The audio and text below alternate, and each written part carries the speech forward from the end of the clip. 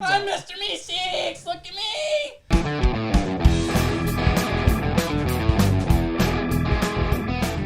What's going on, guys? Welcome back to the Powerful Nerdcast. As always, I am Corey, and joined with me is Christian. Hey, everybody.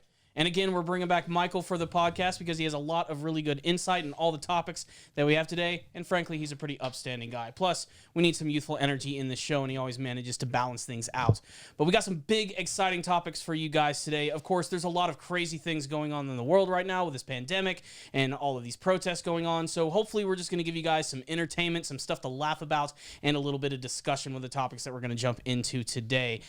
First, I wanted to go ahead and get into something a little lighthearted, and that is the last half of the fourth season of Rick and Morty. We just got done watching the final episode of the season. We want to give our thoughts on that, as well as basically the entire last half of the season overall, which I thought was a really strong experience. And Christian, I know you're a huge fan of the series, so I want to go ahead and start with you. If you want to just give your thoughts either about the season overall or just like the final episode, the floor is yours, sir. So essentially, I really enjoyed the last half of the fourth season. It was really good. I thought it was way better than the first half of the fourth season. I thought the first half was a little more just pretty standard rinse and repeat adventures, while the second half had a little bit of continuity and it was a little more fun. And I enjoyed the episodes. Like if you looked at the singular episodes, I think I enjoyed the second half more. So the first one was Never Rick and Morty, and this was the train episode.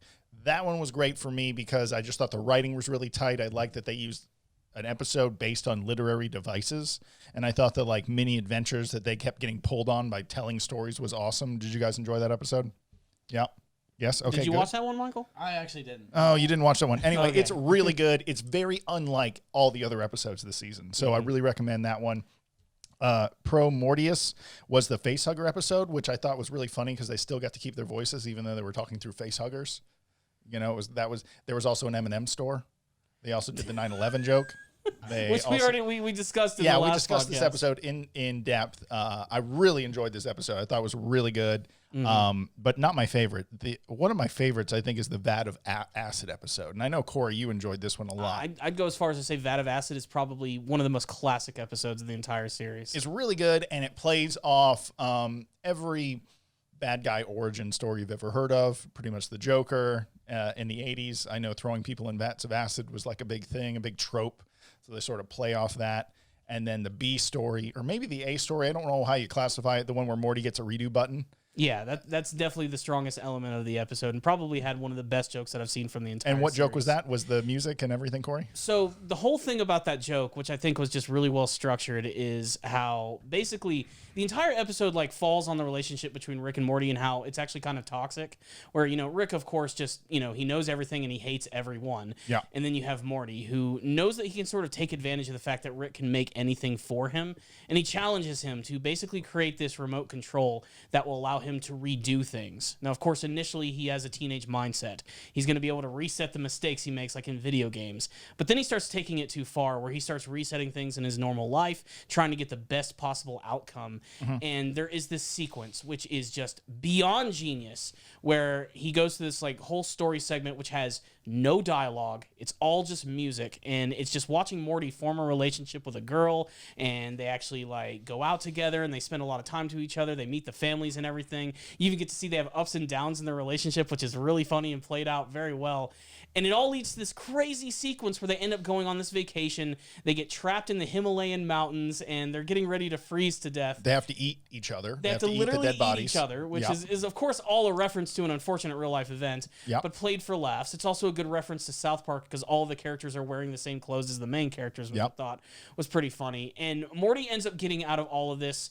They survive. Their relationship is even stronger, and Jerry comes in and fucks it all up. Yeah, because Jerry finds the remote, resets everything to like months before, and it all results in Morty basically just getting pepper sprayed in the face like constantly. Yeah, when he runs up to the girl, he's like, "Oh my gosh, we have to be together. That we have this whole experience," and of course she knows nothing about it. And this is a like 5-minute segment that just gets completely redone like in an instant, and also has no dialogue. I think you mentioned that, but it was very interesting. And it's just and it uses the song. It's in the way that you use it. And that song has like exploded on iTunes just because of that episode.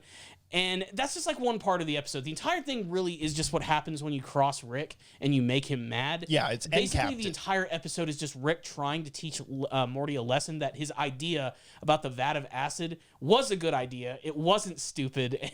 And he ends up having to force Morty to go through that entire event of getting in the vat of acid at the very end just to prove a point and to show, like, you know, how fucked up he really is. Yep. And it's all a payoff to that final, like, minute of the episode, which was just fantastic. And it was never actually a vat of acid. It was just a giant thing of Mountain Dew where they had a trapdoor with bones, you know, and they'd pull the bones to make it look like I don't know if you saw that one, Michael. You need to see that one. Describing this out loud probably sounds insane. But most anime and Rick and Morty does when you describe it out loud. Now, my least favorite episode of this season was Children of the Mort, which was the Clay People / Zeus fight episode, which was good.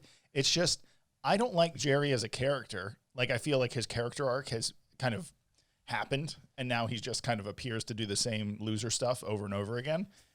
Yes, he's grown as a character, and all the characters have grown, but I feel like... I don't think Jerry's grown at all. I yeah, think but like he's been called out. and being completely unremarkable, but that's what makes him so funny. Yeah, like in the last episode where the finale episode is...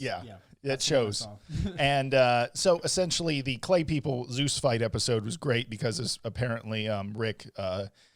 had sexy time with a planet, and then the planet was producing people, and they were clay people, and then Beth feels attached to them because she was abandoned by Rick, and she's like, Rick, you're not going to abandon the clay people, so they, you know, make community college for all of them to go to.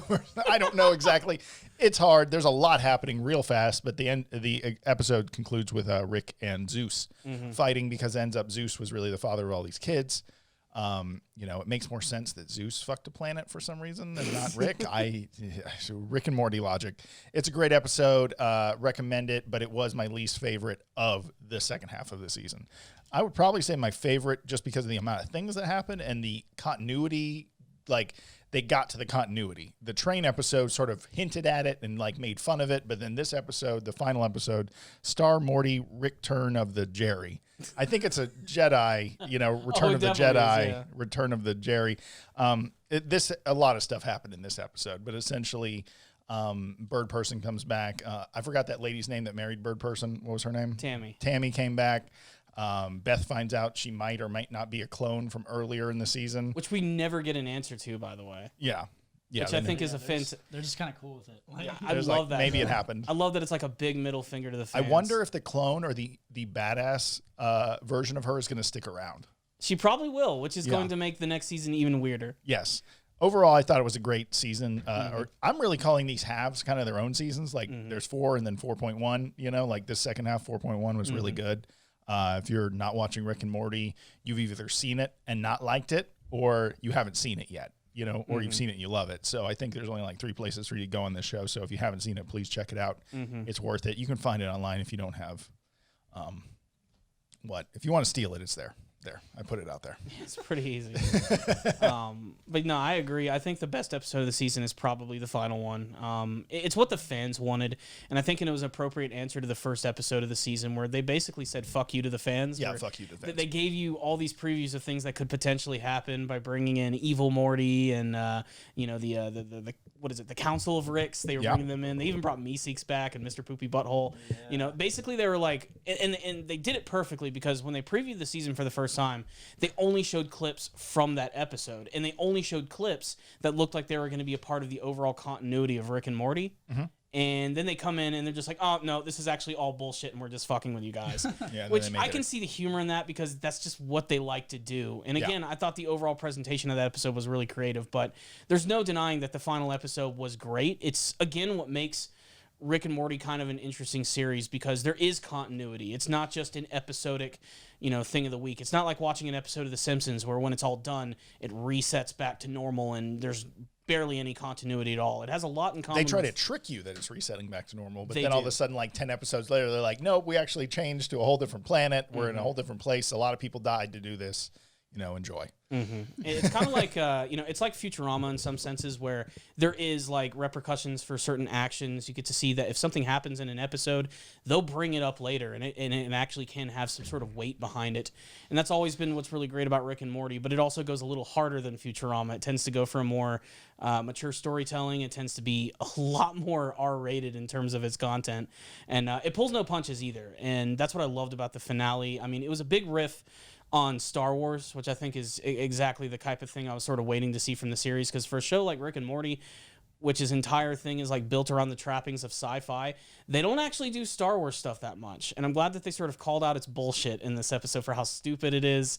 And they just went for it. And they brought back like all of the major things that you would want to see with, we've been waiting since season 3. And realistically, it's been 3 years since we saw that big final scene with Bird Person being turned into Phoenix Person.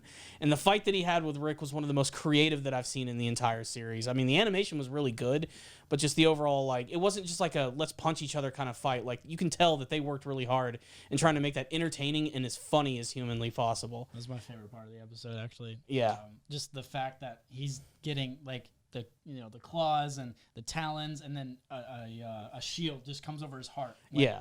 Like there's a whole, like, I love that you brought that up because there's like a whole sequence that goes in like 5 seconds. You're like, it must have taken them a month to come up with that concept. Like, Bird Person's face opens up, a drill comes in and it hits Rick in the chest, which goes towards his heart, which suddenly has a shield go up around it. Like, that's just 5 seconds of this crazy fight. Yeah, like his wings can shoot lasers because they'll like open, and then the inside has laser beams in it. Yeah. Like their outfits are very, used as weapons almost. Like it's not just character design for cool character design. Exactly. The snappy dialogue is funny, but there are these little moments that bring it together. There's a scene where Rick is just hanging out with Beth and Shoney's, and he gets shocked over something she says, and he spills his drink, and he uses a device to just reverse time to put it right back into the cup. It's a small joke, but it's the type of thing that, someone was in that writer's room and like, this is going to be a really funny visual gag.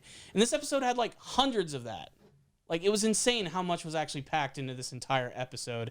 And of course, one of the best things about Rick and Morty, despite the fact that it is, very just ridiculous and over the top, there's an emotional crux to the show, and it worked so well at the very end of the episode. They always tend to do this at the end of a season, where they just remind you that while Rick is a really fun character, he's an absolutely miserable character, and as much as he enjoys life, he absolutely hates his very own, because no matter what, he's trying to constantly gain control of his family, and he always manages to lose it to some sort of crazy event, and it always ends up being his fault in some way. Yeah. So, again, I love that they always manage to do that in the show because it makes me care about these, for a lack of a better word, fucked up characters, which is really unique, I have to say. They're all very flawed. There's no one you're supposed to cheer for in that show, and I find that to be one of the favorite things about them. And flaws make great characters, but in this, they're kind of amplified to, and they all have the power to end the world, essentially, being near Rick. Like, I can't say I have that sort of emotional attachment to some of the other, like, adult cartoons that I watch. Like, I love South Park, but I have no emotion to those characters when something weird happens to them because of how overall cynical it is. Mm-hmm. South Park is a mindless show. Like, in a way. It's one of those shows. Thought-provoking, but yeah. It is, but you can throw it on, have it play in the background, and you don't really have to pay attention to know what's going on. Mm-hmm. Rick and Morty, I think you have to pay a little bit more attention to the detail. Mm-hmm. You get more out of it. And actually kind of pay attention to the plot and the storyline and, what points in time that they land. Because if you don't, then you'll get lost. Mm-hmm. Because there's so many ridiculous plot lines that, because most episodes are structured where it's like Rick's family is going through some sort of scenario, then Morty's going through something, and then Rick is also simultaneously trying to help Morty, and it's like you got to kind of pick and choose which timelines you're remembering and which where they lie on the timeline. Yeah. Yeah. And also, their B and C storylines are always good. Like, I think what you're saying is like the B story will like come in and then sort of disappear, and then at the very end there'll be a payoff for it. Right. And I think exactly like the last episode where they were talking, they briefly mentioned that Jerry does the puppet thing, and he comes back at the end and saves everyone with a puppet. It's the puppet joke. Yeah, and then let's not ruin it, but it is a good puppet fuck joke. it, let's ruin it. He uses Tammy's dead body, dances around, and he's invisible with the invisible belt, Oh, which is the also C story. a part of that. Yeah, and of course there's the post-credit scene, which a lot of times those are just like, you know what? Let's just make something funny and stupid. And they did it again in this one with Invisible Garbage Truck Jerry, which doesn't last at all. But it's a great visual gag, and I really loved it. Jerry, again, man, he's my favorite character. I used to really get annoyed by Jerry, and that was kind of the initial point of his character. But man, just what is it? Chris Parnell? Yeah. Who does his voice? Yeah. Man, he just makes the most pathetically funny character I've ever seen. That guy's a great actor. He's no leading man, and it's not a diss against him. He's a great like filler character, but he plays the role of Jerry great. And I'm going to be honest. I still think Jerry is one of my least favorite characters. I don't want to like go back on that because I know what to expect from him when I feel like everyone else is like a random person that can do anything, while Jerry is like the most he's going to do is be pathetic in a new funny way, you know? But and this season really kind of took it to the max. yeah. Yeah. You know, with him becoming the the god of the clay people, The undesirables. or the fact that he completely ruined Morty's life by resetting everything, and then coming back to basically save the entire universe at the very end of this episode right here. Also, Michael, I really like that you brought up the fact that you have to pay attention to the subtle details of this series, because I didn't even think about this. Like, this episode is interesting because there's two Beths. There's one that's a clone, there's one that's real, and this is technically the third. There's three Beths. Like, there's a whole nother Beth that exists in the original Rick and Morty universe. So if you throw on an episode of Rick and Morty, you have to pay attention from start to finish, because if you kind of doze off, or if you're on your phone or whatever while the show's going, you're gonna miss something. You're gonna miss that little detail or that little plot point along the way that really like makes it. So then once they build that joke all the way up to the end, and then you get to the end of the episode, you're like, when did that happen? Yeah, like why is there a vat of acid here? Yeah. Why are we focusing on this vat of Why acid? are there Like three Beths? Like the first time I watched the vat of acid episode, You came I in like 5 missed minutes the first late. 5 minutes late, so I never saw the original vat of acid joke. So it seemed very random when Rick's like, "Yeah, kiss that vat of acid." You know? So yeah, Say you're sorry. Versus a show like Family Guy or South Park, if you miss the first 10 minutes, or if you're not paying attention, you kind of can predict what will happen, or Exactly. what kind of joke will come out of it. Yeah. Especially because, like, I don't want to say it's lazy writing, but it's definitely not up to the par of Rick and Morty. They spend a lot of time and a lot of craft in that writing, and I think all their staff that works on that show is just fantastic. Who are the two? Who's the writer? Dan. It's Dan Harmon and Justin Roiland. Yeah. Those guys. That show is built around character arcs. Like it's not meant to be built around ridiculous. It's meant to be, okay, we'll pick a topic, but then build a character arc around it. I've seen those behind the scenes videos where he talks about the hero's journey. He's like, this has to be in here. It's not the concept has to be funny. Obviously. Are you talking about Pickle Dan Rick. Harmon's Story Circle? Yeah. Which also was the big joke of the train episode? Yes. They're exactly. basically poking fun at his entire writing style. But which the I thought point was is, great. they put a character arc around a concept instead of a concept and then try to make a story around it. Yeah. You know, like it's much different it's a much different goal than I think a lot of shows have, because they establish characters and then make the characters go on adventures. Here, they take a character and make them grow around a scenario. You know, it's a little different, and it's obvious. Once you watch enough shows, you can see that this show has a much tighter writing style that makes the characters you like grow each episode, because there is a continuity and there is an effect to them. You know, they do get affected by these things. So, you know, I just think it's a really awesome show. Hope you guys watch the second half of the season. What else do you guys want to talk about? Let's go ahead and talk about what's been going on. And, of course, we can't really mention this without talking about really what's been going on in the world right now. You know, when the coronavirus came around, there was a lot of cancelings and a lot of things got pushed back, and the world has changed tremendously. Unfortunately, we're dealing with a brand new pandemic in a sense right now, which are all of these protests which are going on around the murder of George Floyd. And because of that, a lot of other things have been canceled yet again and pushed back. A lot of digital type events. Something that I know that we've been looking forward to a lot, of course, is the introduction of Sony's brand new console, PlayStation 5. There's also the big E3 event, which for the first time since I think forever is officially been canceled at this point. And even on this date, I believe we were supposed to see like the big reveal of a lot of Sony's brand new games, and it's just not going to happen. And I can understand why companies are doing it. They're trying to show a little bit of solidarity with everything that's going on right now. They're trying to be sympathetic. It's not the time to talk about video games. Exactly. Yeah. So it is unfortunate in that sense, but I think we need to be patient with it. But there's still a lot of really cool things that are coming out. Like, we've still been seeing all these cool new previews for games.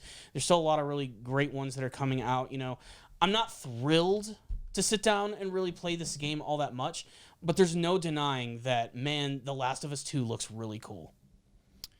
I mean, Michael, you and I have been looking at those videos all week. I haven't watched as much as you guys have, but I'd love to hear your thoughts on it. So, yeah, I've been looking into it a lot lately because obviously there's been that scandal with the kind of the leaks coming out and all of the plot leaking out and stuff like that.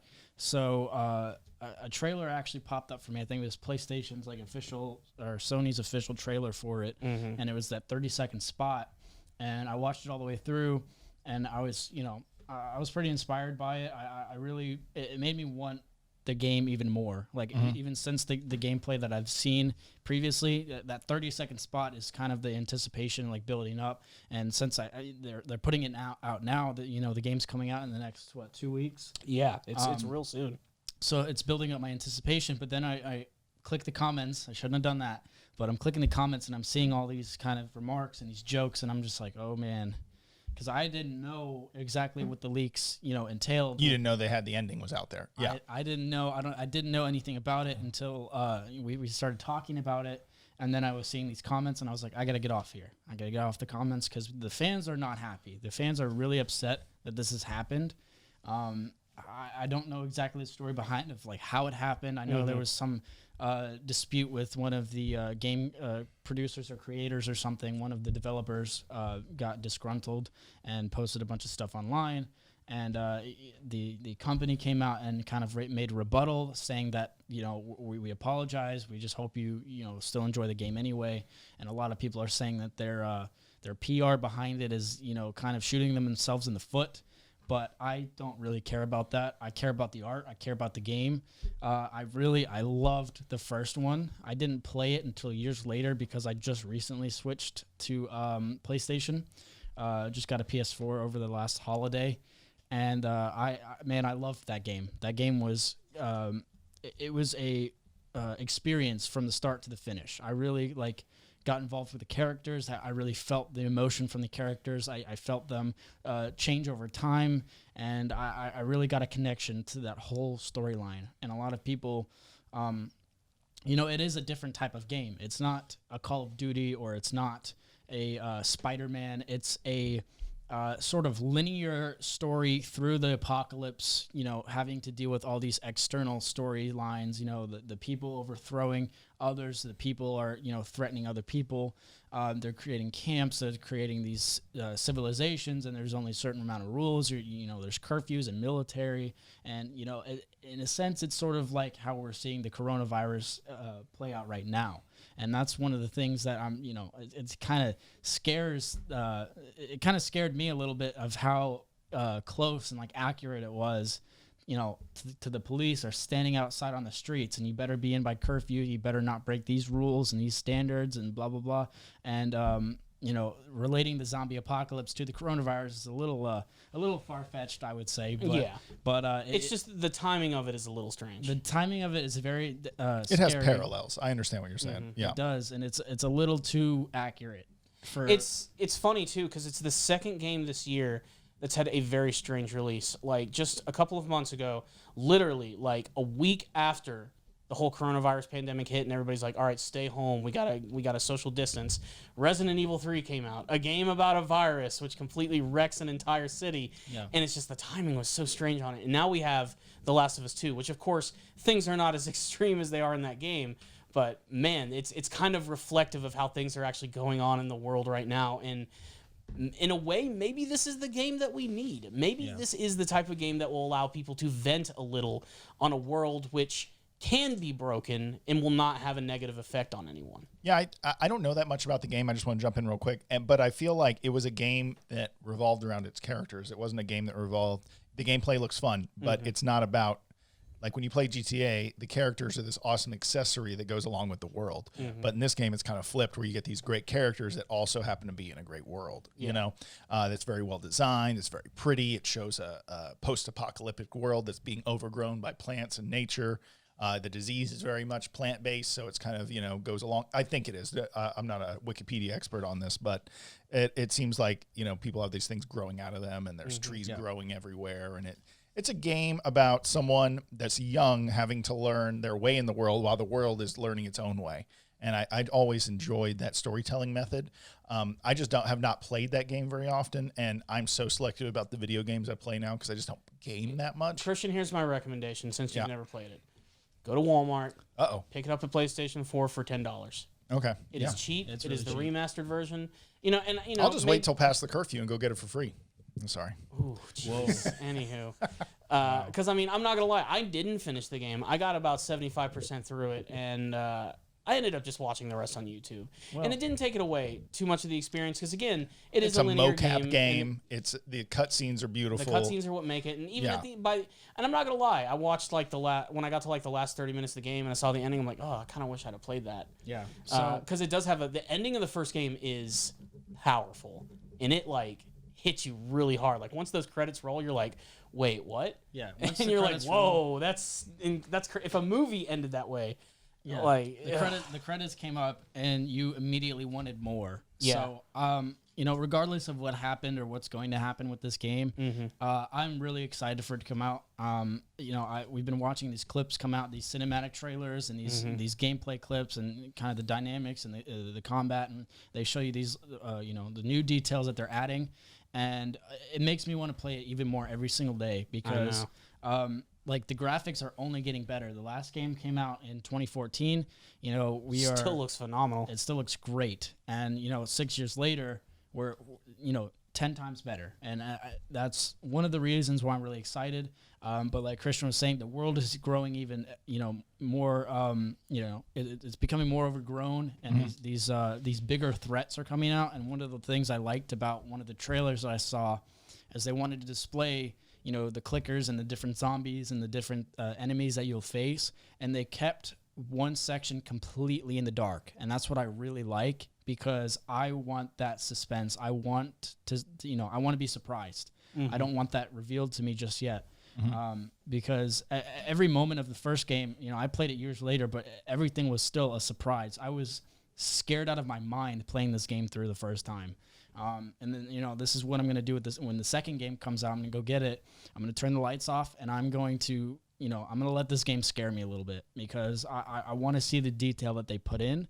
I want to see the work that they put in, and I want to have that experience. And I don't think that's completely ruined yet. No, if you want to be absorbed into an experience, whether or not you've seen a few cutscenes or heard of the ending, the journey is still probably worth taking, So if you guys are into The Last of Us, definitely give it a shot just because the ending might be out there. And especially if you go watch the trailer, don't read those comments because I'm sure someone's out there, like you were saying, out there writing things about it. So, yeah, I believe in it, and I'm really excited for it. I grew to love Joel and Ellie's relationship throughout because it kind of hit home in a sense, that small family life and having to deal with these certain obstacles and getting over them and learning how to survive. And that's a story that is not very common in the sense of, video game sort of lore. It's it's a pretty simple story if you think about it, but then once the world expands, that's when it becomes completely 100% interesting. And I'm excited to see because I've heard rumors about how the game is going to work and how the game's going to play out. But these open world dynamics sound really awesome to me. The fact that you can go on horseback through all the brush and all the overgrown stuff, that seems really like an interesting mechanic to me. And I want to see where that's going to go from there because the first game was a little bit more linear, but I was totally okay with that. Yeah. A lot more freedom in this one, a lot more ability to traverse the world in a lot of different ways, a la Breath of the Wild. I love all the new enemy types that they're adding. They all look horrifying and really creepy, and it's just going to add even more tension to it. Yeah. The human element appears to have been jacked up a little bit more and also looks just absolutely horrifying and goes with all of the thematic storytelling that they're doing. I mean, like I said, I'm not a big fan of some of the direction they're going with the story, but I'll be damned if the game just does not make me want to play the hell out of it every time they show something new. Yeah. Looks good. So it's really exciting. And I don't want to, add a layer of shit to this delicious cake, but there is a little bit of controversy again that has just come out about the game just today. Okay. It's nothing major, but it is still something that is kind of annoying. And I'm glad that you brought up that little 30-second trailer because it actually has something to do with that. Okay. So according to this article right here that I'm looking at on the Push, which is also a few other places like IGN and everything. It appears that The Last of Us Part 2 is been stealing music from someone. There is an arrangement from New Order's True Faith, an artist by the name of Lot Kestner, Seattle-based singer-songwriter. They were alerted to similarities of her version of this song in Ellie's rendition, which is actually posted in the trailer. And they came out and said, hey, are you aware that True Faith cover you put in your Last of Us Part 2 is a replica of the cover that I came out with 10 years ago? I wrote original parts not in the original song that are copied exactly by whoever covered it. I'm heartbroken by Lot Kestner. So, and I'll be awaiting the check. Yeah, they want compensation, obviously, and on my lunch break, I actually watched the trailer again, and I listened to the song. They're the same thing. They're the same thing. So Look, it's when you got millions of dollars to make a game, don't steal shit. Make all the shit original. Exactly, and it's a shame too because that commercial is great. It was beautiful. It is so good. That was my favorite. That was my favorite trailer. I'm not aware of this. I'll go check it out after. I want to watch this. Brand new. Yeah. This information just came out like the last 24 hours. Okay. Again, it's a commercial. It's not going to probably mar my enjoyment of the game. Hell, you probably are never going to hear that song in the game. It was probably made exclusively for that commercial, which if you look at the cinematics they used for that commercial, that was made to sell the game. You're not going to see that in the game. Yeah. And it wouldn't be the first time Sony's done that for a lot of their big titles. I mean, look at the promotional stuff for God of War when that came out. They had commercials that were made exclusively just to show off like those type of style, and they didn't put it in the game at all. So yeah, I mean, again, I don't think it's going to hurt it at all. The average person is not even going to ever notice this.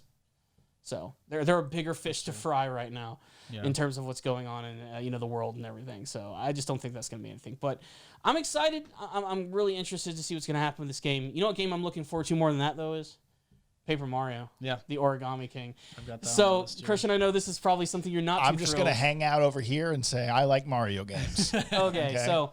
In some ways, almost as controversial in some senses as the brand new game, Paper Mario, the Origami King, which just got shadow dropped on us about 2 weeks ago from Nintendo, which was a really pleasant surprise because, of course, as we said, E3 is pretty much canceled at this point. We're only getting like little sprinkles of video game news. Just little bits. Yeah. And it's up to these companies to keep the hype going, and they keep delivering all these trailers. And Nintendo's like, you guys want more Mario? You got it. Paper Mario's here. The Origami King comes out in 2 months. People are excited for this. Yep. Christian, you can attest when I came in that day on my day off, I was literally like, oh, shit, there's a new Paper Mario game coming out. I'm definitely getting the hell out of that. Yeah. But even with the excitement of that coming out, there's been so much controversy around it because the fact of the matter is the last 2 Paper Mario games, they've sucked balls. They're just not that good. They've been going against what the fan base has been wanting for a long time, which is essentially just a classic RPG story with a cool battle system that involves partners and nothing gimmicky that involves paper. Yeah. And that's the thing that's always been annoying about Paper Mario. Michael, we were talking about this earlier. Yeah. The thing about Paper Mario that's fun is not the fact that everything looks like paper and can act like paper. It's just the feel of the game. The simplicity. It's just supposed to be an art style, not so much that everything can be folded or transformed into some sort of paper form. And that's something that the last couple of games of the series have taken way too seriously, and they're kind of forgetting what the whole point of these games were when they actually first came out. And I will admit, I like the trailer, but there's still a lot of things that really freak me out about it, and I don't like the fact that maybe we're getting away from having the partner system, and it's basically just going to be Mario yet again. We're going to have a weird battle system. If anything the game has going for it, it looks gorgeous. That's about it. But again, by taking that paper style and pushing it way too far, I think, what did you say, Michael? It looks too good? So, my thing was, I played a lot of the second Paper Mario. What was it called? The 1,000-Year Door. 1,000-Year Door. I played a lot of that as a kid, and on the GameCube. I didn't own a GameCube, but I went over to my friend's house and played that as much as I could. And that was my favorite Mario game that I played as a kid. And the thing I really loved about it was the simplicity. It's a 2D character moving around a 3D environment, but there's nothing spectacular that's popping out at me. It's like you're moving through a room and you're just this little piece of paper walking across the floor. That was like the coolest thing to me. And then when you flip around, you just flip to the other side. Mm-hmm. That's really cool. And I thought that like it was so simple and so easy to do. If they were going to remake this game, I would think they would try to keep that dialed back a little bit. But this trailer is showing us that they're going big and epic with it. Kind of like they're taking Super Mario Odyssey and just putting a Paper Mario inside of it. And that's kind of what I'm afraid of. Which, I mean, like you said, it looks beautiful. The graphics look great, but that's not the point of Paper Mario. Exactly. Paper Mario is supposed to be really simple. Like, this is Paper Mario. He's walking across the stage, and he flips around. There he goes. You know, and then now you see all this origami, everything, all the 3D characters are flipping in and changing into these transforming shapes. And I'm just like, I'm not really interested in that. Where's my, you know, that's not the childhood. Just give me an RPG with a specific look to it. Yeah. With a good story and a partner system, and for the love of fuck, Nintendo, some interesting characters. That's been one of the biggest problems about the last couple of Paper Marios, which what they do, what I loved about Thousand Year Door and the one before it is that they had all of these brand new unique characters. They didn't just take a bunch of generic Toads and Goombas and that was it. Like, everybody had a name, they had a backstory, they had a completely different look to them. All of your partners, which were based on like Mario enemies, had histories behind them. They had a look to them that didn't exist with any other character in the game. They had freaking pathos, for Christ's sake, in a Mario game. Right. That's what was always so unique about these Mario RPGs. They had way more story than any other typical Mario game. And then they started making all these new ones where they axed the partner system altogether, and all of the people that you interact with are just the same generic people that you see in Mario Kart and in Mario Party. It's just a bunch of red and blue toads. Yep. That's it. They don't have specific names. They don't have any really interesting backstories. All the enemies are just boring. Bowser is just the main villain again, doing what he always does. Less creativity, less thought, less story, and more, let's pump this game out and make it more accessible to the masses.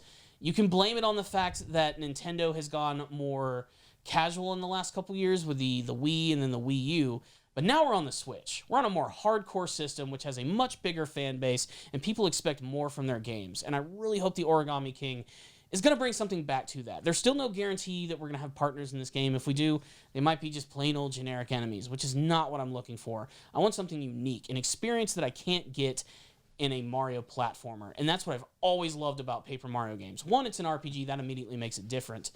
But every other Mario game is just a big, fun platform, and they're all kind of the same, even though they're different.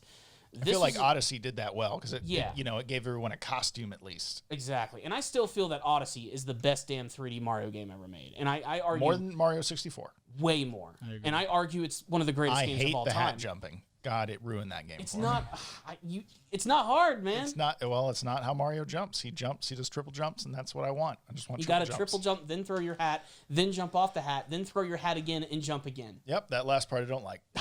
That's the most fun thing. The thing I'm kind of concerned about, you said it shadow dropped about 2 weeks ago? Yeah. So the game is supposed to release July 17th. Yeah. We've not even known this thing existed. So that kind of makes me wonder how long this game has been in production. You know, have they been working on this for the past year, the past 2 years, the past 6 months? You know, and especially because everything has been, all these gaming companies and all these studios have been kind of downsizing and moving their offices out. You know, where people can work from home and stuff like that, which is, you know, they got to accommodate for this pandemic. Yeah. But that kind of worries me. Are they? And that worries me for any game right now. Oh yeah. All these games that are. All their offices are closing. All their development is going under. You know, the money's not there. The money's not here. And then no one has money to spend right now. Yeah, people are being let go from their jobs. So like all these producers and developers, like there's just the talent is being spread really, really thin. And I'm just wondering, you know, all these games that are coming out this year. I've got this whole list that I, you know, eventually if we can get to. I'm wondering, you know, is the quality going to be up to par with what it would have been if this never happened? Also, yeah, I think I'm going to just riff on what you're saying. Is it a rush to get the game out because they know everyone's sitting at home? Yeah. Like, were they like, hey, we're like 80% done with this game. We could just like blitz it out real quick. That's what I'm worried about. Nintendo doesn't put out half-done shit, though. I will say they're the one company I would never think will do that. But at the same time, maybe they just saw an opportunity to jump on the market. Like Call of Duty Warzone is just slaying it because it's a free game and everyone can play it as long as it's easy. They've had it done for years. So yeah, they didn't just develop it. This has been done for a while. Like anything that came out and is available now is having a huge focus put on it that it wouldn't get if everyone had busy lives like they used to, like Tiger King blowing up just because everyone was sitting at home at Netflix, you know? Like, so I think Nintendo's trying to capitalize on the market right now. I didn't think about it from your thing. A lot of people getting fired, a lot of talent leaving the marketplace. Well, that was the problem with The Last of Us. A lot of Naughty Dog's staff were being overworked and underpaid, and that's the rumor of why the leaks got out. Oh, because the people were disgruntled on the way out. Disgruntled on the way out. Yeah. And, they either got let go or fired. I feel like the game industry itself, especially in development, is a hard industry. Like, you've never heard people say, oh, we barely had to work 40 hours a week, and the game came out on time, and there were no problems. We had a good year. Yeah. I feel like it's these AAA games, man. These companies, man, they get worked to the bone. Yeah. That's I think the only great place to be in one of those gaming companies is an executive, because you can just tell people what to do. Mm-hmm. If you're anywhere else in those companies, I feel like you're working 60 hours a week plus, and even then you're not safe. No. And even then you're not safe. Yeah. And I don't know how the pay works in those companies, but I feel like you don't make enough money for the creative work you put in. It goes way down. Considering the time. I know animators, because we all work in the Atlanta film industry. Yeah. And I know a guy that works on Archer right now that barely makes $38,000 a year, and I'm like, wow, I can't believe you don't make $50,000 a year, and you animate the backgrounds of Archer. Yeah. Creative works don't pay as much as they should. Not for the time you put in. A lot of the times they don't. So just take the safe job, guys. Don't take the easy way out, guys. I think the only moneymaker in the video game industry is the distribution and own the license. Yeah, that's the way you make money. But getting back to Paper Mario for a second, I'm gonna have faith in this game, just because again, Christian brought up that Nintendo doesn't release half-ass products. Even if it's a game that not anybody is gonna necessarily love, they release polished stuff. And it's been in the rumor mill for a while. Even at the beginning of the year, there's this huge rumor. This is Mario's 35th anniversary, and Nintendo's planning on going all out for it and releasing a lot of cool stuff. They're going to supposedly re-release a lot of their old games in big HD collections. And one of the ones at the top of the list was a brand new Paper Mario game. And it ends up happening, which was pretty freaking crazy. So I'm going to give it the benefit of a doubt. I don't know if I'm going to get it exactly on the release date. Should have come out now if E3 was going on. Yeah. Also, it being released soon is not normal, but it being announced right now is. Nintendo has a history of announcing a game not far from its release, though. They're not like a lot of other companies where they'll be like, here's the game. It comes out in 4 years. Yeah.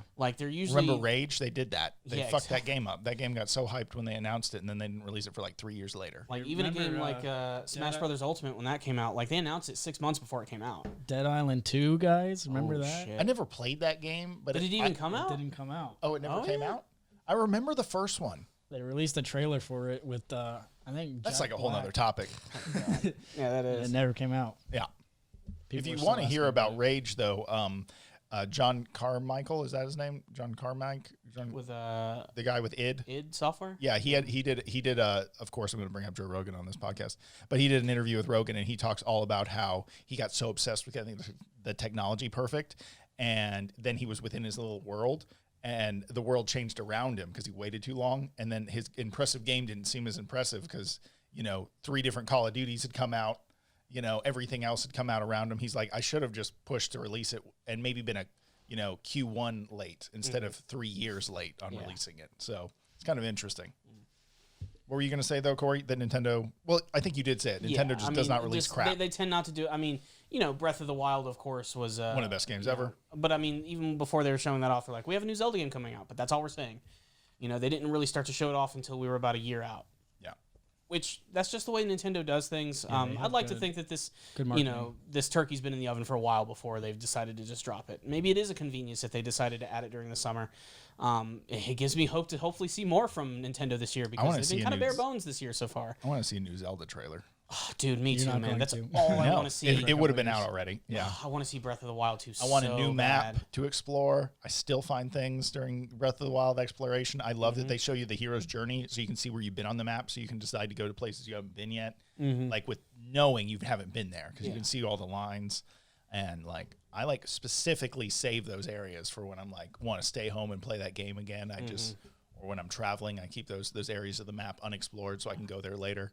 I love that game, man. I love that I can boot it up every time and have a brand new adventure, every time. Yeah. I really hope the next Grand Theft Auto goes on Switch. It probably won't, but it would be cool to have a handheld Grand Theft Auto. It would be really cool because there's only been, I think, one Grand Theft Auto on a Nintendo system, and that was on a DS years don't count. ago. I Chinatown don't see Wars. why they shouldn't be able to do that. I know. I'm honestly shocked they never made a deal with Rockstar to put Grand Theft Auto 5. And I don't feel like the Switch is a kid system anymore. I feel like they kind of are getting away from that style of Nintendo-ish. Man, that's my thing. Nintendo's never been a kid system. It's just it's always had that stigma. It always had simple games that anyone could play. But it's always had like M-rated material on it and more mature games on it. I mean, because now you have Doom on there, right? Yeah, I think you have Doom on Switch. Yep. Rockstar released LA Noire on there. Yeah, so you can never played that game, but I heard it was great. There's tons of M-rated games on the system and more mature titles, and there always have been on Nintendo consoles. It's just people look at Mario and Kirby and Pokemon, and they're like, "Well, that's a game, system for kids." That's just the way that it's got to be. Despite the fact that Metroid's been there from the beginning. You guys need to support Metroid, assholes. Speaking of which, Metroid Prime, I don't even want to talk about that because that game's been pushed back to all hell. But still, other games we want to talk about? So yeah, I just went down the list of the top summer games that are coming out and the ones that I'm kind of excited for, even though I may not be able to play them. So a title that came across was Iron Man VR. So I've gotten into VR recently. Everyone do laser hands. So yeah, that was the trailer, and it was like the first 10 minutes of gameplay, and it seems interesting to me. I feel like having different Marvel characters or some sort of character that you really want to put yourself in their shoes. That would be kind of a cool idea to do. It just seems like this is a little bit too little of a project to put as like a full title game, and I know VR is a little bit different. They're not $60 games because they're not, 40-hour games. 40-hour games, yeah, exactly. But I know a lot of time and effort goes into these games, and I know how hard it is for to produce them. It just seems like I think we all followed along with Boneworks when that was getting developed. That took forever to get made. Yeah. So I think it'd be a fun experience. I don't know necessarily if you can call it, to compare with all the AAA games and stuff like that. But I definitely want to try to check that out. It's only coming out for PS4 VR, and that is coming out on July 3rd. And I'd like to see some reviews of it before I actually make the leap and try to buy a PS4 headset just for that. Because I've been on Oculus Quest for a while, and I've really enjoyed that platform. A couple more games that are coming out. Avengers, that's a big topic, coming out September the 4th. That got pushed back because it was supposed to come out last month in May, but of course of all the pushbacks. Apparently we're supposed to be getting news about it on the 24th of this month, so that's really exciting. I don't know if that was their E3 equivalent of what they were going to put out in the press. Because we've only gotten, this much of gameplay and this much of, content thus far to see what is going to happen and where the game is going. I'm still very excited for it. I know we've probably talked about it on the show before, but I'm very excited for that game to come out because I love Marvel. I love every single character. I know there's controversy with the way the characters look and the gameplay and, the combat. And is the story going to be linear? Is it going to be open world? I'm excited to see this news on the 24th because I want to know: are we getting more characters? Are we getting DLC characters? Are we going? What's the online going to look like? Because I know the campaign is co-op, but how is that going to integrate? The campaign is co-op. The campaign is, and it's a third-person game. That's interesting. It is. That's not that interesting. It's like Lego Avengers. Like one guy is Iron Man, one guy is Hulk or some shit. Yeah. Yeah, Lego Avengers was like that. Yeah, the Lego games. Yeah, definitely.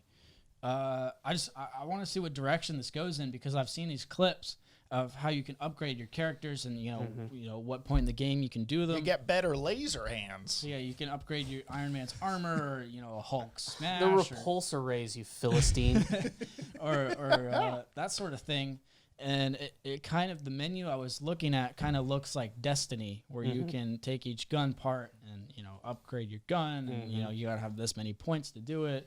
You got to have this many, credits and currency and stuff like that. And people were really upset at the beginning because everything was going to be microtransaction and, this, that, and the other. And you can boost up your game this fast just by paying real money. And I don't microtransactions, yeah. Yeah, people were not happy about horse that. armor. Yeah. So... the sooner that game releases, the better, though, because we're in the middle of, not just an MCU drought, but like a movie drought. Yeah. And being a long time until like the next big Marvel movie, I think this is going to help sort of, fill in that gap a little bit. Yeah, because when the Marvel movies come back, At least not the generation we know is coming, like the Black Widow movie and whatnot. But I'm saying when the next version of the Avengers comes, it's going to be different than this version we are used to. Oh, yeah. Because we're going to have different actors, different, like the sons and daughters of them or whatever it's going to be, girl versions. Yeah. We're just going to have to, it's going to be different. So I'm glad we're kind of seeing that series off with this version of all those characters with this game. No, I do want to see a different version. I just... and the fans are really looking forward to how the combat goes out and how are we going to integrate all of these elements of these amazing stories and these amazing characters into a big title, would you call this AAA? Maybe they're going to do that thing where they cut to the cutscenes at the end or the beginning of every chapter of the game and all the Avengers are going to be there, but then when it starts, it's only going to be the ones you and your friends choose. Sure. I don't know how that's going to work. Marvel Ultimate Alliance is kind of like that. Yeah. So I don't know. I'm really curious. And right now, we've only got a handful of characters that have been sort of teased or announced. So that goes through like Captain America, Hulk, Black Widow, Iron Man, Kamala Khan, which is Miss Marvel, and Ant-Man was teased. So out of those characters, I'm curious. Are we gonna get Spider-Man? Where's Spider-Man at? Like that's their most. Is it a licensing issue, you think? I don't know. I'm kind of worried about that too. I don't know if they're going to integrate the PS4 Spider-Man into this universe, or are they going to have their own Spider-Man that has nothing to do why with does Marvel continue to just tickle our balls with Spider-Man? Why can't they just keep him there? I don't know. Because they can't pay Sony enough. Sony rents him by the hour. It's such a bitch and a half that Sony has such a stranglehold on Spider-Man. Disney, just in buy every it already. Form. Like it's bullshit too, because Spider-Man is arguably the most popular Marvel character. $20 billion and just buy the damn license. Just do it. It can be any company. Do it. It could be Apple buying out Sony, and that's all it takes, and then Disney gets his rights back. I mean, but obviously Disney doesn't own Apple. No, I'm just saying if anybody buys out Sony, then Spider-Man's rights revert back to Disney. Oh, automatically. Yeah, automatically. Oh, I didn't know that. Okay. And, Sony obviously doesn't want to give up its golden goose, so of course not. It's ridiculous. They got a spidey sense about They it. just need to step up their game because I loved the Spider-Man game a lot. The open world one. Oh yeah, yeah, it was good. I still play it, and I'm still finding new details and new things about it. I'm really excited for them to ever announce a sequel to that game, but they need to kind of step up their movies, and I think that's what's going to happen with the this villain universe that we're getting teased with the Morbius and the Vulture and Venom. So hopefully that they can pull that together and make the fans really happy, because thus far I'm really upset that Spider-Man's kind of been absent from this playground that they've created for him. He was like the safe comic relief character that can actually do things while not being super raunchy like a Deadpool. Yeah. He was like the safe, he was innocent perspective. Always the most relatable Marvel character. Yes. Which is why everybody loves him so much. And I mean, of course, he also looks really cool. Yeah. But I mean, it's just... You can't relate to being a billionaire, Corey, like Iron Man and having...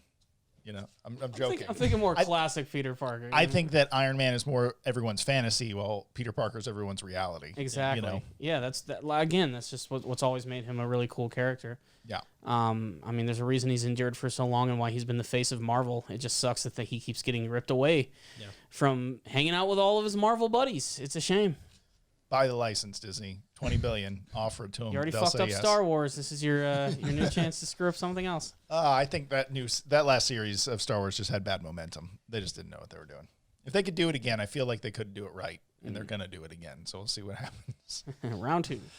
So I do have a couple more I want to talk about really quick. Yes, sir. So Tony Hawk's remastered game is coming out on September the 4th as well. Tubular, dude. We actually did talk about this a couple weeks ago when they first announced it, but they're starting to finally show off a lot more of the technology, like those trailers we saw this morning. Yeah. So each of the individual guys. All the original guys. They did all the mocap for them.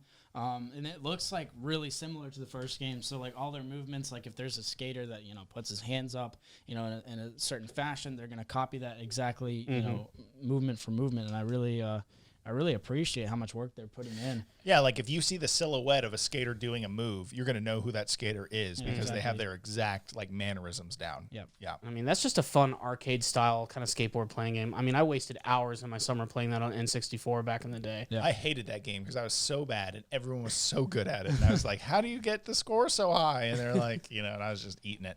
I feel like I never took the time to get good at it, but I remember that time when that game came out and everyone was playing it. Even if you weren't a skater, and I'm not a skater at all, but that game is fun to play. Again, it's one of those sports games in a way. Do It's a like you kickflip. live vicariously through them when you're playing it. Yep. And it looks great too. The graphics are fantastic. I'm kind of curious as to why they're releasing it on PS4 and not waiting for PS5, but as good as the PS5 looks and a lot of the And tech as long demos as the that I've already PS5 is seen, backwards compatible, whatever. exactly. If anything, I mean, you could even just wait and pick it up on your brand new PlayStation 5. So I love that backwards compatibility stuff, man. Have they? I love that they're. I'm going to get us following off through track for 2 minutes. Have they released what the PS5 looks like? Yeah. 100%? Well, actually, no. They no, haven't. I feel like it's more conceptual No, they still. haven't. Yeah. That was going to be E3, of course. It might have been today until it got canceled. Yeah. It's hard to say. Yeah. It was going to be today. I mean, we know what the controller looks like, which I'm glad they're releasing a black one. I don't like the white one. It just doesn't. It looks weird, and I don't like white controllers anyway because you're gonna get your your grease all over it, Your Cheeto dust? your Cheeto dust, all your shit. Like God, I hate Cheeto-covered controllers. I know. Always keep some cleaning cloths if you're passing like a controller to a friend because that shit gets nasty real quick. Have you ever taken an old controller from your closet or somewhere and you take it out after a few years? Look in those cracks and crevices and tell me you're not going to find some nasty human cheese. They got some Corona shit in there. Just get up in there. My Get old that out. Xbox 360 controllers have Cheeto dust all over Oh them. man, The I had Cheeto dust. What I do is I get some rubbing alcohol and some toothpicks and some cotton swabs, and I clean the shit out. I do this once every 2 months with my GameCube controllers because I play a lot of Smash Brothers. Yeah. Corey's controllers I could are clone myself from the always shit that comes clean. off. I will say Corey's controllers are good, but when you go to your friend's house and he's like, let's do pizza night, and you're like, dude, if you're eating that pizza and grabbing your controller at the same time, I can't touch your controllers anymore. If you got greasy controllers. I mean, I've had some friends that have some nasty controllers. There are patches of human skin on those fucking things, man. They are nasty. Like I said, just take care of your Wuhan in controller, there, man. Clean them Get out. that shit out of It's there. worth it. I think my Xbox One controllers are really, really dirty because I abuse them, but my PS4 controller is really pristine because I want to have If it wasn't the damn rubber coming off the wiggle sticks on the The PS4, wiggle sticks. I wouldn't dual shock controllers or whatever. Yeah, I got a wiggle stick for you. I'm just saying. Besides the rubber falling off the wiggle stick, control stick, whatever you want to call it. I mean, my controllers are good too. Just don't swab them. No, just Find fucking Wuhan on there. oh man, the Jason Pollock painting. the things that Jackson Pollock the painting. things that you'll pull out of the crevices of your controller will scare you. That's the topic of. We've talked about this too much. Let's move on. The last game I have on this list is Cyberpunk 2077. So that is scheduled to release September 17th. I want to get you guys' opinion on this. I want to jump in first. I've seen trailers. I've seen gameplay. I still don't quite understand how the whole game is open world yet. I understand the aspects in the trailers they're showing us, but I don't understand how it all comes together. But yet they've explained each class very clearly in all the media I've seen for it. And I don't really like shooters where numbers pop up when you shoot people. So like Borderlands. I don't like that. I don't like Borderlands. But I do. It still feels like a shooter. It just they're kind of like and let's be honest. In all shooters, that's happening behind the scenes because people's health bars are coming down. So technically, you could do that in any shooter. Is it an immersion breaker for you? Yeah, it does. It feels like you're shoving a really good first person shooter and merging it with an RPG, and it's some weird hybrid thing. Maybe it's gonna work so well I won't mind. It is an RPG. It is an RPG. It's more of an RPG than a first person shooter. And I also learned that Cyberpunk is a tabletop game that they turned into a video game, so it makes sense that it's kind of a more RPG I didn't DNA. know that. I thought this was like a wholly brand new thing. No, it's a tabletop game like a Warhammer or something. Oh, okay. Like roll the dice and see what your damage is and stuff. Yep. So Bring my ponytail and fanny pack when I God play it. damn it, those games are so easy to make fun of, and we're nerds, so we're allowed to say that. But overall, I think the game looks so good that it could only disappoint people at this point. Like it's almost suffering from overhype. So I'm careful to see what's about to happen with it. But I want to play it. I think that's because they just threw in Keanu Reeves. I think that was the nail in the coffin. Well, they're also overpromising that everything's going to be awesome. It's open world. There's all these worlds. You can do 5 different ways of gameplay.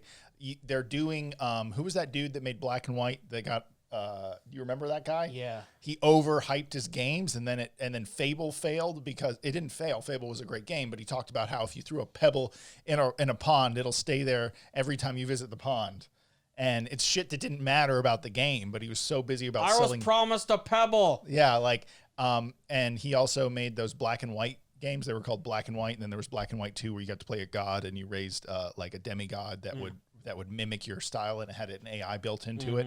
And it wasn't as good as he promised. So I feel like Cyberpunk is suffering from overhype in a few different areas, and I hope it meets its expectations, because another great open world shooter is something I want. I really do. And especially a good first-person open-world game. And I also really loved the game back in the day. Is it Deus Ex or Deus Ex? Deus Ex Machina? Yeah, that one. I loved that game. Or just Deus Ex? Deus Ex, and there's quite a few sequels, or at least one or two. I never played them, but I loved the original. I played it on PC. So I think it has all the right things, and people love Cyberpunk stuff. They love, the world's failing, but everyone's got robot arms. You get like robot eyeballs, robot legs. They need that Blade Runner Ghost in the Shell bullshit shit mixed all together with a gun into their game. With laser guns. I think it's a cool idea. I think it's a beautiful looking game. I want to see how it all works together. Yeah, like that's what I want. I want to play the demo essentially. Yeah. So they're basically Death Stranding it. Yeah. Yes. They don't tell you anything, and they make it really ambiguous. Yes. Until it comes out. When really they already told you everything. There wasn't much left to show you except some cool cutscenes. Hopefully not. Yeah. I don't know shit about Cyberpunk, to be perfectly honest. I've seen maybe 2 minutes of one of the gameplay sequences, which was probably early beta material. And the only thing that I'm really looking forward to, because I love the music. You know, I love that sort of like 80s synthwave style music that they're putting into the game. I'm totally all about that. I edit videos to that music all the time. So I love that style. I love, like I said, Blade Runner, Ghost in the Shell, that kind of style. Like I've always really enjoyed that. Fifth Element, I really dig that kind of style, but I'm going to have to see a lot more. Battle but they're Angel, keeping this like that very game, secretive. That movie. So we'll see. And I'm not really, when it comes to first person games, I'm very picky and choosy. Like there's only so many that I really do enjoy. But this one could be interesting. And I mean, obviously the hype behind it is real, and John Wick being in it doesn't hurt at all either. So no. Let's go for that. I've heard he's not actually real. He's just an AI system that you only see. Whoa. I don't know. Whoa. You are in the Matrix in this game. Okay, anyway, I won't ruin any of that. I just read it somewhere. I don't know if it's real. No, that game's going to be, I think that's going to be pretty hyped too, man. There's a lot of good stuff coming this year. Despite all the cancellations, there's still some great material coming out to keep you entertained indoors this year. Indoors. That's right. Stay there. Guys, let's go ahead and wrap this up with one more major topic. Michael, I know this is something you're probably not super familiar with. Christian, this is something I know that both you and I really love, and that is Attack on Titan, which has been one of the biggest. This to the end. It's happening. We're getting close to a finale here. And this franchise, took the world by storm, hilariously enough, way back in the distant year of like 2015. Oh, wow. Maybe even before that, 2013 even. And when it first came out, Attack on Titan was massive. It was a juggernaut, pun intended. It was just a huge show, to say the least. We also had Walking Dead was big, so zombie. There was this whole like zombie post-apocalyptic setting thing, which had started to become really popular at the time. And Attack on Titan was unique because of how it sort of like changed things up. This was no longer a post-apocalyptic world with zombies. It was a post-apocalyptic world with giant zombies. So that was kind of like the big thing about it. Of course, there's a lot more to the series. But of course, the manga has been very popular. It's going to be wrapping up probably within the next year or so, along with the anime version, which is also going to be ending around the same time, which is a unique thing that doesn't happen too often. And the thing that's also sort of hurt Attack on Titan a little bit is that its seasons were very split up. Like the first season came out, and then we didn't get the next season for like 4 years, which is insane. And for a show that was that hype, you can just imagine the disappointment. And even I was one of those people, I'm like, oh, the new season of Attack on Titan's coming out. My hype is kind of diminished, but let's see what happens. And then they just came and delivered, and it was like fucking awesome. Season 3 came out, and it blew our minds, and it gave us big revelations about the show. Titans. But now we have season 4, which is ultimately going to be the finale of the entire series altogether. And in what might be one of the biggest shocks is they just released a trailer for it, and it's a lot of material. And this shows, one, they've been working on it for a very long time. And what's even more shocking about it is that according to the art director of the series, this isn't even finished animation, and it looks movie quality. Looks really they're good. going to polish this thing. I cannot wait to cover this season with my man Gravy, dude. Like, I am Oh so my God, pumped Corey. for this season. And for you who reads the manga version, like, I don't know what anything is happening. Yeah, in I this was trailer. trying Like, not to spoil things because, like, ooh, that's that Titan. Ooh, that's that part of the manga. Because I am not like Corey. Corey is religious, almost fanatical about not being spoiled and only watching anime-only things. As soon as an anime hooks me, I immediately go to the manga to find out everything that's available. I avoid it like the plague. Immediately. And you know how hard that's been for Attack on Titan? I don't know how There you are haven't people- done it with One Punch Man, how you haven't read that shit yet, because it's the most amazing manga My I've hype ever for read. that series is officially down, though, after the Then last read the manga. You're so adamant about that. It's such a great arc. It killed my hype so much of that entire franchise. I don't mean to steer us into One Punch territory. The point is, Attack on Titan final seasons, the show practically changes. You know, It looks completely different. yeah, the show. Well, now that we got the changes. revelation the about like characters what the change. Titans are, like that's changed everything. Like, because it's one of those, and I love a good twist in a show, but I love when you can see a twist happen in a movie or a TV show or a book that when you go back and you watch it from the beginning, it completely changes everything. You watch it and you see things in a completely different light. It's the type of show that begs rewatching, so you'll have a firmer understanding of it, and you'll see things you just never saw before. And the big revelation about like the origin of the Titans, the people who are on Paradise Island, who they really are, what sort of race they actually belong to, and the fact that this is all a part of this much larger world that we never knew existed is just such great writing. And the thing that shocked me the most, and this is the thing that made me scared for the final season, and this happens in anime all the time, going back to One Punch Man, is that they've decided to change production companies. The last 3 That's usually seasons, a death stroke for animation. yeah, it's literally like, well, you might as well just give up now every time you hear that. Yeah. Because it usually doesn't work out and the style change just does not work. Like, imagine if someone did that to Rick and Morty. All of a sudden, a new animation studio is going to do it. it It'd could be look like, really janky, yeah, you know, and like fuck that. and that's what happened with One Punch Man. The first season was so damn good, and then this new company came around, they worked on the second season, and it was hot, pure garbage. Nothing good about it. But here's the thing, the last 3 seasons have been animated by Wit Studio. Now they got a brand new studio, which is called Mappa. They're kind of new. They've only been around since 2012, and they've worked on a few series that I've seen that look okay.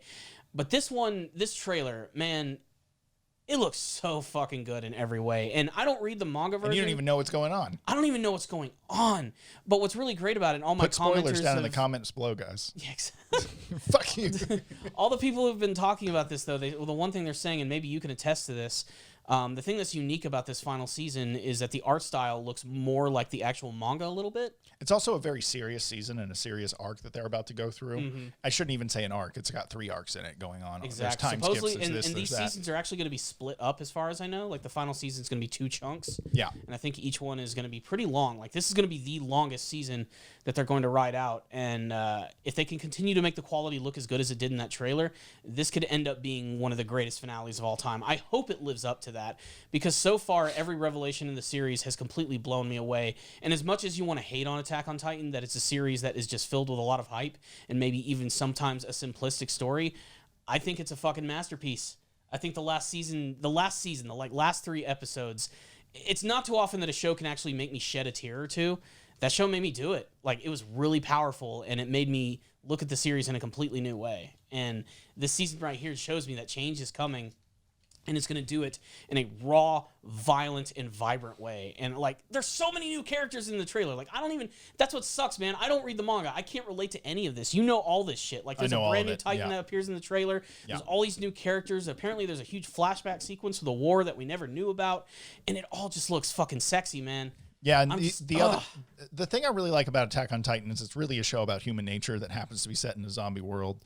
It's in so many ways it's about power, and it's a metaphor about how governments hide the truth from their people and how human beings betray each other. It's got all those great standard like cornerstones of a good human tragedy story, you know, like a Shakespearean play, if you will, you know, but it just happens to be a badass action show about giant zombies and sword play and guns. And I still think some of the action sequences from Attack on Titan are the absolute best from the industry, just in terms of choreography and, you know, the camera movement and just the vibrant colors. And just what I also love is, again, I love that we always bring up that it's a post-apocalyptic show. It's similar to zombies. But again, what makes it so unique is that in a typical post-apocalyptic zombie story, the entire world is fucked. Like, there's zombies everywhere. People are screwed. Everybody's scrambling to survive.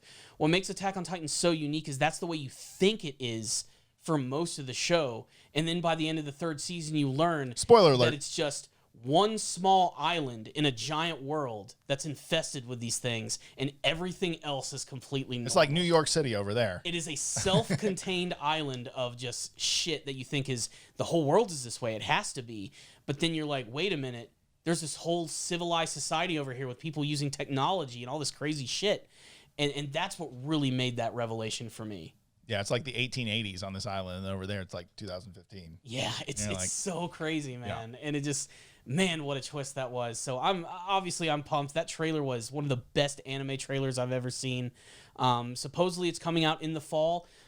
There is, of course, always the potential that the show could get pushed back because of COVID-19. A lot of shows this season have been outright canceled or pushed back. A lot of the shows that I review, unfortunately, have been indefinitely on hiatus.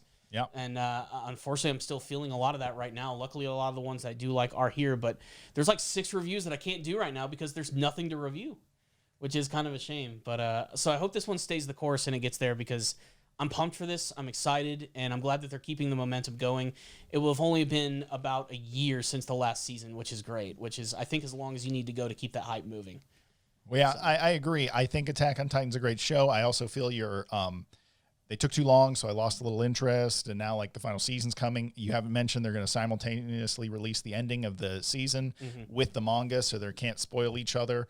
They're going to do a simultaneous release, which I think is genius because they're practically at the end at the manga. Yeah. And I've been wondering, why haven't any more chapters been coming out? And they're like, nah, we're holding that ending back just to release with the show, which is a genius idea. That's what they did with the Full Metal Alchemist Brotherhood. Yep, and that was the great. Final chapter and the final episode kind of were at the same time, and they had the same story, which was great. So that way nobody would get spoiled. Everybody would get the answer that they wanted, and they would be satisfied.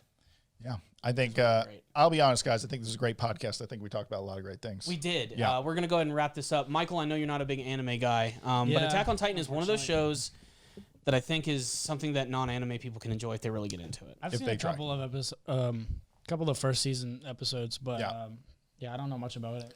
I highly recommend it, man. It's like I said, I think it's a good gateway into anime. You still might not like anime after watching. Maybe we should make a video where we pick an anime and then make Michael review it. Review an episode or two as his first. I'm gonna choose some cringy ass shit. Yeah, like all like high school girly stuff. Yeah, the crap. By the way, look out for my review of Classroom of the Elite coming out very soon. Oh, the elite girls in skirts. The reason I don't watch it. To be honest, actually, it's pretty good. Anywho, the point is, guys, thank you so much for joining us for this podcast. We covered a lot of topics today, and we'd love to hear your thoughts about them. Sound off in the comments section below, whether it be at all the brand new video games that are coming out, what you're looking forward to seeing, maybe even the final season of Attack on Titan. What about The Last of Us 2? Let's just hear all of it in the comments section below. Again, if you have any topics or questions for us personally, whether it be for Christian, Michael, or me, make sure to let us know in the comments section. Otherwise, guys, make sure to subscribe to the channel for more of the Powerful Nerdcast. Remember, you can also download these episodes for free. You can check us out on Patreon. That's really awesome because, again, if you make a donation, I'll review an anime series of your choice, even if it's something that's cringy as absolute hell, like Classroom of the Elite. It can be anything you want, so it's your time to have that power. Otherwise, guys, give the video a thumbs up. Anything else, Christian? I just want to tell everyone thank you for watching. We love seeing your guys' comments. So if you have a moment that you want to comment on something, or if you're listening in the middle of the episode and you think of something, send us that comment. We'd love to see you write what you want us to talk about from the last episode. Like if you were like, oh, on the next episode, talk about this, put it out there. We'll definitely consider it. We want this to be as interactive as possible, and we enjoy this form of video making, I think, just as much as we enjoy doing our reviews that Corey does, because those are like, edited, and he really gets his thoughts dialed in. On this is a little more free form, and I think it's fun. Like, we sit down and enjoy this format, so we're glad you guys are watching. Yeah, and I just want to thank you guys for having me on. It's really cool to kind of put my input in on it because I am a little bit younger. Yep. But I think I can keep up pretty well. Yeah. No, dude, you're doing great. Maybe you're doing better than us. Yeah. Yeah, we like putting you right in the middle. So if you fuck up, everyone can see really well. Okay, everyone. Thank you so much for watching the Powerful Nerdcast. And until next time, we'll see ya. Be safe out there, guys.